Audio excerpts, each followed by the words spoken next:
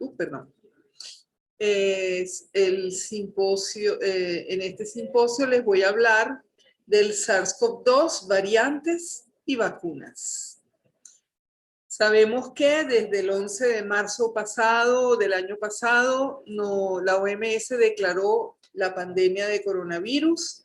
Este coronavirus es el tercero de una saga de coronavirus patogénicos que han emergido en el mundo. El primero fue el SARS-CoV en septiembre de 2002. El segundo es el MERS-CoV, coronavirus del Medio Oriente, que ha emergido de forma recurrente. Este fue erradicado el primero, este no, este sigue apareciendo. Y el tercero, entonces, el SARS-CoV-2. Sabemos que el reservorio de todos estos virus está en los murciélagos, pero que en general pasan por estos virus por un animal intermediario del cual ocurre el salto de especie para poder infectar a los humanos.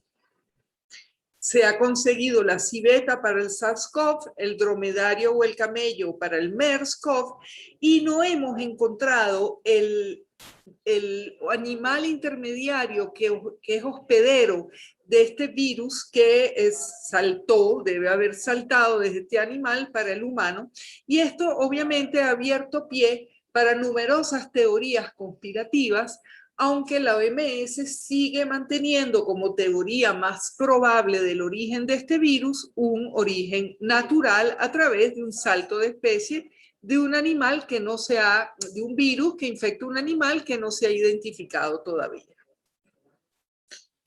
Sabemos que este virus puede tener también unas manifestaciones muy variables donde la edad, el contexto genético, el sexo, el estilo de vida, la obesidad, algunas enfermedades crónicas como las cardiovasculares, la diabetes, la hipertensión y otros factores que estamos descubriendo poco a poco, modulan y van a generar un conjunto de factores favorables a la progresión de una enfermedad que va desde asintomática hasta una enfermedad grave de neumonía con complicaciones trombóticas y hasta la muerte. Al principio no se conocían mutaciones o factores asociados a la genética del virus que pudiesen estar modulando esta enfermedad, pero más recientemente, desde finales del año pasado, empiezan a emerger estas variantes y nos damos cuenta que también probablemente el virus tenga implicaciones en esta manifestación de la enfermedad. Este virus pertenece al orden nidovirales, familia Coronaviridae, subgénero beta coronavirus, subgénero sarbecovirus, y este nombre se debe a su apariencia al microscopio electrónico con estas proteínas de la espiga S o espícula, como la llaman también, que le da esa apariencia de corona. En esa proteína S es donde está el dominio de unión al receptor, que sabemos que es quien interactúa con el receptor celular de este virus, que es la enzima convertidora de angiotensina 2. De hecho, implicada en la regulación de la secreción de insulina, implicada en la regulación de la tensión arterial, y por ahí entonces vemos la relación con las comorbilidades que nos llevan a manifestaciones clínicas más graves de esta enfermedad. Antes de seguir con el virus, vamos a hablar un poco de las vacunas. En tiempo récord, y es un milagro de la ciencia, hacia septiembre, agosto del año pasado, decíamos tendremos una vacuna, y ahora, ¿qué vacuna me gustaría ponerme? Es lo que decimos, ¿no? Todos los tipos de vacuna que se conocen están siendo ensayados para conseguir una vacuna contra coronavirus. Vacunas a virus vivo atenuado en fase preclínica, vacunas a virus inactivado, y en Latinoamérica conocemos la Sinovac, que es aplicada en Chile, y la Sinopharm en Venezuela, por ejemplo, por dar dos ejemplos de países. Tenemos también vacunas de subunidades como la Novavax y los prototipos vacunales cubanos, los candidatos vacunales, de los cuales se ha hablado mucho en estos últimos días. A la Novavax aquí le añado un asterisco para que lo recuerden. Pseudopartículas virales están en fase preclínica. En fase preclínica, vectores virales replicativos, y tenemos los famosos vectores virales no replicativos, donde tenemos prácticamente el mayor número de vacunas que han sonado bastante, como son la vacuna de Oxford, AstraZeneca, la Sputnik, la CanSino, China, y la Janssen más recientemente. Y de nuevo a la Janssen un pequeño asterisco. ¿En qué consisten estas vacunas? Es un vector de adenovirus que no tiene la habilidad de replicarse, sencillamente tiene la habilidad de entrar a la célula, y a este vector por ingeniería genética le hemos insertado un solo gen del coronavirus, que es el que codifica para la famosa proteína S, de la cual hablamos. De esta forma, este vector entra a la célula y genera las instrucciones genéticas para que se produzca la proteína S, sea presentada al sistema inmunitario, y de esta forma inducir una respuesta adaptativa, una respuesta inmunitaria. Vacunas de tipo ADN están en fase clínica, y las famosas vacunas ARN, que ha sido también otra grata sorpresa de estos desarrollos vacunales. Tenemos las famosas Moderna y Pfizer, ambas con asterisco, del cual hablaremos ahorita mismo. Estas vacunas ARN es una nanopartícula lipídica que encierra a un ARN que va a ir al citoplasma, no va a interactuar con el núcleo, y este ARN va a ser traducido para expresar de nuevo la proteína S, que va a ser entonces presentada para la inducción de una respuesta inmunitaria. Estas vacunas que le mencioné, Janssen, Novavax y estas dos, han modificado, han introducido pequeñas mutaciones sitio-dirigidas, introducido algunas prolinas que hacen que esta proteína S tenga una conformación prefusión. Es una conformación justo antes de exponer el péptido de fusión, que favorece la antigenicidad de estas proteínas. Y sabemos que algunas de estas han tenido resultados de eficacia muy altos, como la Pfizer y la Moderna, y probablemente parte de ese éxito se deba a este truco de ingeniería genética que las hace todavía más exitosas. Este es el genoma del coronavirus. Son 30.000, casi 30.000 nucleótidos, lo cual es relativamente largo para un virus, un genoma continuo. En general, los genomas de ARN, de virales de ARN, no exceden los 10.000, 11.000 nucleótidos. Y si tienen más información genética, la segmentan como influenza, rotavirus, ya que no pueden tolerar genomas tan grandes, y veremos por qué, ¿no? Justamente aquí tenemos los eucariotas, que son los que tienen los genomas más grandes, pues tienen actividad correctora y por lo tanto su tasa de mutación es muy baja. Los virus ARN tienen genomas más pequeños y más altas tasas de mutación porque carecen de esta actividad correctora de sus polimerasas. Es una ventaja para los virus mutar porque les permite adaptarse y generar mutantes de escape a la vacunación, a las drogas, etc. Sin embargo, un exceso de mutación también puede ser dañino porque genera una población viral no viable, que se ha hablado del suicidio, pero digamos, la población perdería viabilidad si acumula demasiadas mutaciones en exceso.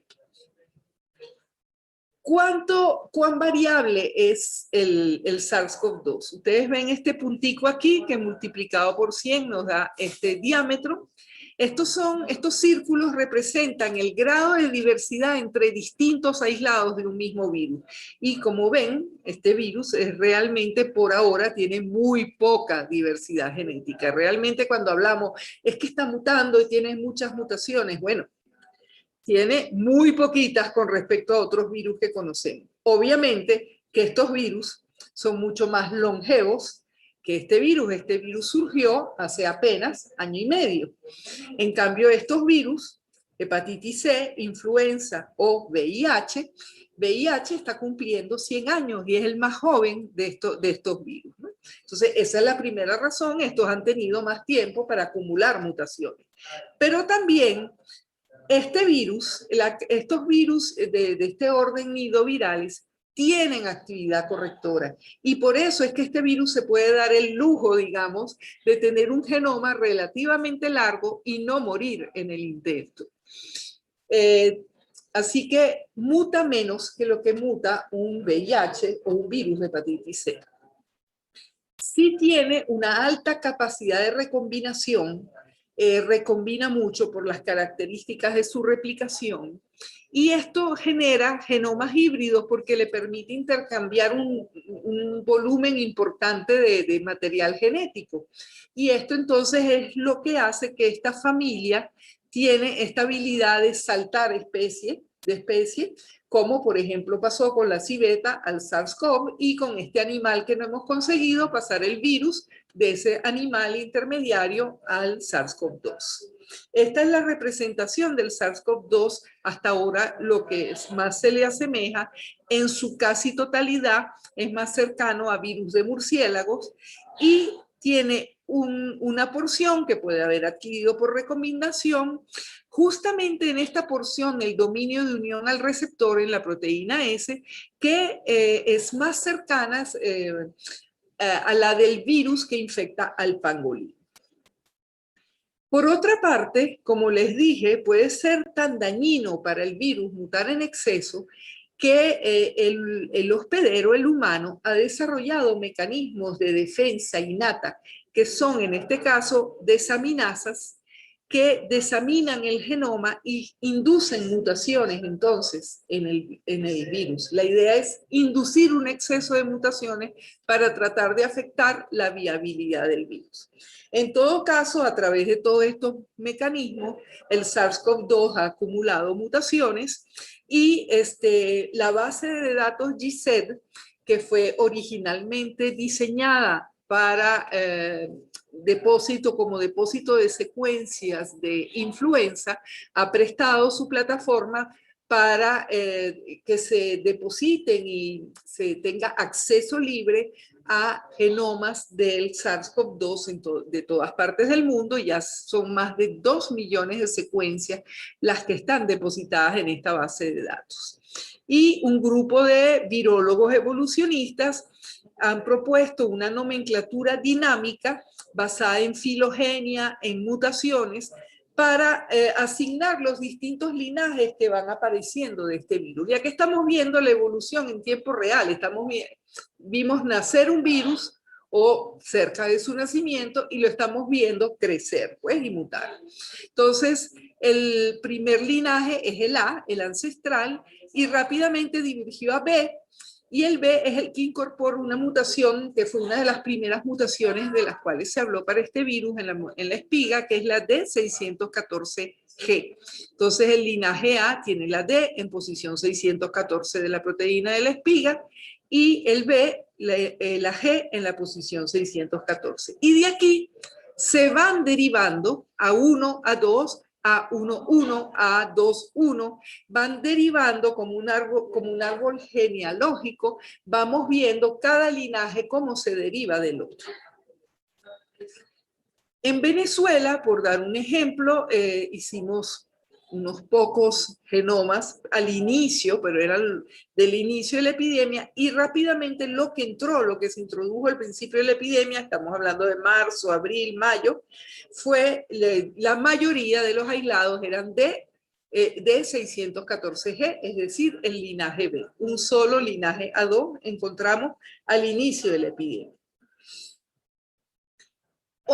Estas mutaciones que se han ido acumulando a lo largo del genoma han generado una serie de linajes y algunos de estos linajes han sido clasificados por la OMS como variantes. La OMS en este momento tiene 3 clasificaciones para las variantes. Variantes bajo monitoreo, que contienen ciertas mutaciones que hacen pensar que podrían ser estos virus, hay que estarlos evaluando y vigilando. Variantes de interés, cuando estas mutaciones ya se sospecha fuertemente que están causando transmisión comunitaria o pueden evadir respuesta inmunitaria, etc. Y cuando se demuestran estas características, las denomina variantes de preocupación. En este momento, la OMS ha clasificado a 4 linajes como variantes de preocupación, que son, y los ha denominado actualmente con letras griegas para evitar la discriminación con respecto al país de origen. Pero inevitablemente volvemos a mencionar los países donde han emergido estas variantes, porque si no se vuelve muy complicado para el público. Entonces, la variante alfa es la que emergió en el Reino Unido a finales del año pasado y tiene esta mutación N501Y que, digamos, también se le llama Nelly y que está asociado a un aumento de transmisión. Después tenemos la beta, que emergió en el Sudáfrica, y la gamma, que emergió en Brasil, que además de Nelly, tienen a ERIC. Y ERIC, el AE484K, se ha descrito que evade parcialmente la respuesta protectora. Además, tienen otras mutaciones, como la K417N, la beta, y la K417T, que también están asociadas a evasión de respuesta inmunitaria. Y más recientemente, la OMS ha clasificado una 4ª variante de preocupación, que es la variante Delta, o la que emergió y está causando estragos en la India, que no tiene el mismo grupo de mutaciones que esta, sino la L452R, que ha sido asociada a evasión de respuesta inmunitaria y a mayor transmisibilidad.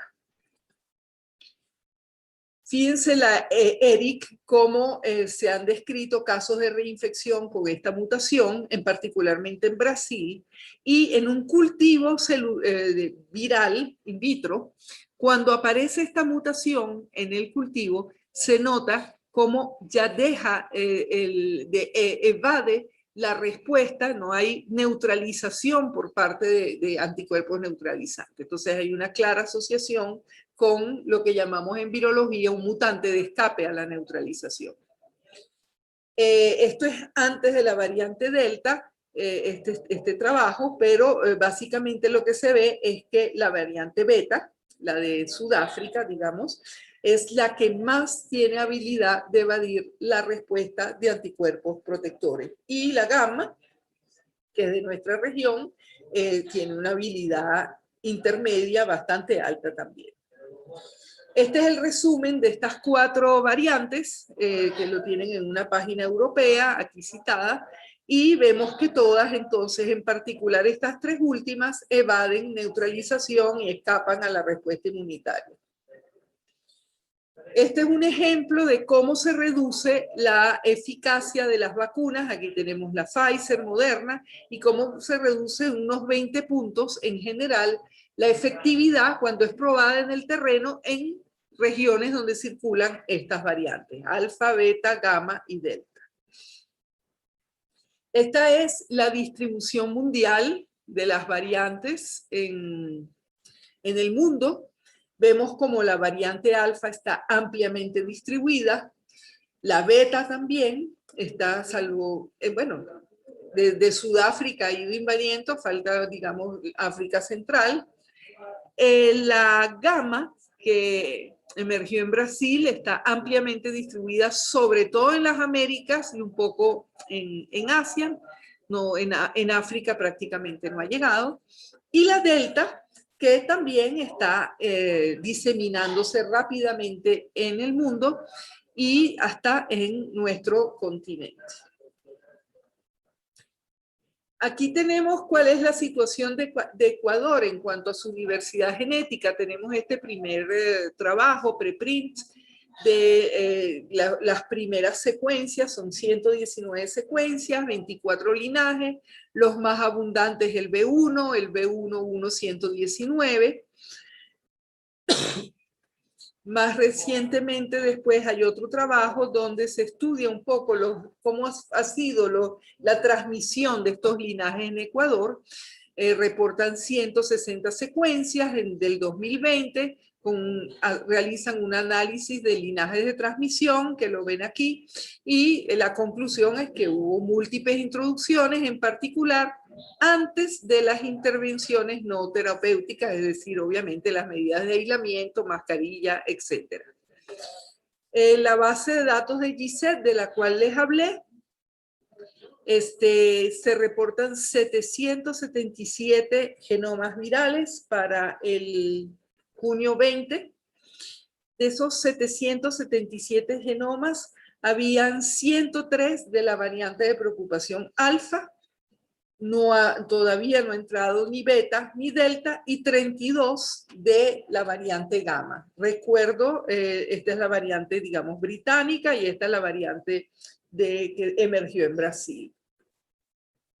Esta situación, les voy a presentar, bueno, algo de nuestros resultados en Venezuela. Nosotros no tenemos una capacidad robusta de secuenciación masiva, por lo tanto adoptamos una estrategia racional de secuenciar solo el 3% del genoma. Secuenciamos 1000 nucleótidos que cubren estos aminoácidos de interés que identifican a las variantes. Una vez que identificamos una putativa variante gamma, procedimos entonces a secuenciación del genoma completo de genomas selectos para confirmar, y pusimos el acelerador secuenciando un fragmento todavía más pequeño para poder hacer un mayor número de muestras y ver la progresión y la diseminación de la variante en el país. De esta forma, entonces, como les dije, confirmamos la presencia de esta variante P1 gamma. El equipo, la expositora anterior mostró un equipo MiSeq. Este es el equipo más pequeño de Illumina, ISEQ. Es, el número de secuencias que se puede hacer es mucho menor, pero es muy fácil de usar. Es realmente secuenciación para dummies. El cartucho dura unas 19 horas en proceder a la secuenciación, y después en la nube, esto está conectado a internet y estos datos quedan en una nube, y en media hora asigna, ensambla las secuencias, genera las secuencias y tiene programas adaptados justo para COVID, y genera todas estas secuencias, lo cual es maravilloso porque le permite a gente con menos experiencia en bioinformática procesar muy rápidamente y fácilmente las secuencias. Entonces pusimos el acelerador, como les dije, para ver cómo era la progresión de las variantes, y ustedes ven aquí, aquí está la frontera con Brasil, este es el estado Bolívar. Probablemente la variante se introdujo por aquí, y ustedes ven que es el estado donde más tempranamente se encuentra la variante, y con un rápido predominio. Ya para marzo, abril, en toda la región oriental, tenemos más en morado, es la frecuencia que encontramos de la variante, encontramos más del 90%, sobre todo en el oriente del país. Esta es la situación de la variante gamma en Venezuela para abril y mayo. Aquí estamos hablando de unas 1000 secuencias analizadas, fragmentos pequeños, y vemos que todo el oriente y centro ya está invadido por la variante, mientras que algunos estados occidentales tienen también altísimas prevalencias, pero algo menores. Y en esos estados, justamente, con los genomas completos, pudimos detectar posteriormente la introducción de la variante alfa en Apure, que es frontera con Colombia, donde ya circulaba la variante alfa. Hemos encontrado también la introducción de la variante lambda. Esta no es de preocupación, esta es de interés, clasificada por la OMS. También la llaman la variante andina o C.37, que predomina en Perú, y que, si bien no es de preocupación, ha desplazado a las variantes de preocupación tanto en Argentina como en Chile. Y también hemos encontrado un linaje B1621 que en Colombia llaman la variante colombiana, pero que la OMS no ha clasificado como variante, pero también la vemos en Zulia, que es frontera también cercano pues a la frontera con Colombia. Y en casos de probables reinfecciones hemos encontrado linajes diversos asociados a la mutación E484K, ERIC, de las cuales les hablé anteriormente. Entonces la gran pregunta es, ¿funcionan las vacunas contra las variantes con todo lo que les he dicho de esta evasión de anticuerpos? Hay una reducción, como les dije, de la efectividad con la beta, con la gamma y con la delta. Y todas tienen mayor transmisibilidad. Eso hace que aún estando vacunado, aumente la probabilidad de infectarse por esta alta transmisibilidad. La probabilidad de contagio es mayor. Pero hay tres buenas noticias. Se estima que las vacunas siguen protegiendo contra la evolución de enfermedad grave y al fin y al cabo esto es lo más importante, porque si esto fuera un resfriado común, pues nosotros no estaríamos, no se estuvieran desarrollando y se hubieran desarrollado tantas vacunas. Podernos infectar sin evolucionar a la enfermedad grave es también la clave de la inmunidad.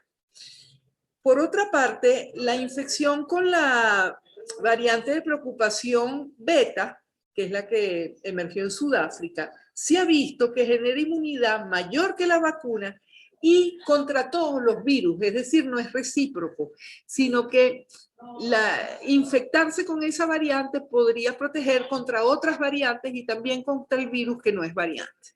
Entonces, algunos investigadores han propuesto yo la llamo la versión 2.0 de la vacuna, que es una vacuna que se base en la secuencia genómica, por ejemplo, de esta variante beta, y uno podría pensar que nos fuera a proteger contra todas, variantes y no variantes.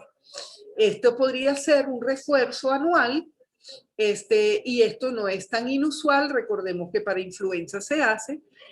Sin embargo, esto todavía está en discusión en la OMS. La OMS no ha estipulado todavía de que sea necesario este refuerzo, ni siquiera con una versión, digamos, mejorada o que adapte estas mutaciones.